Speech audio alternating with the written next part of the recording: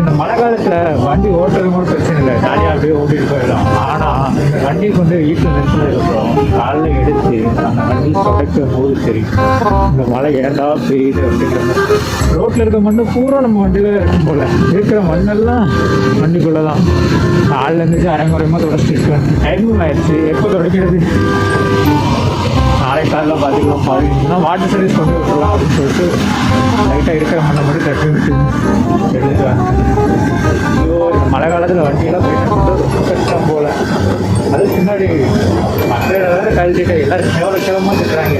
எடுத்து மக்களை கழுத்தின பால் வண்டியை போய் வண்டியை போய் வீட்டில எல்லாம் கேவலமாக திட்டுறாங்க. அது இடிச்சு எடுத்து மாட்டணும். கழட்டும் போது பார்க்க நல்லா இருக்குங்க, இருக்கணும் அனுபவிக்க இருக்கணும். எத்தனை பேர் மக்கள் இல்லாமல் இந்த மாதிரி ஆசைப்பட்டு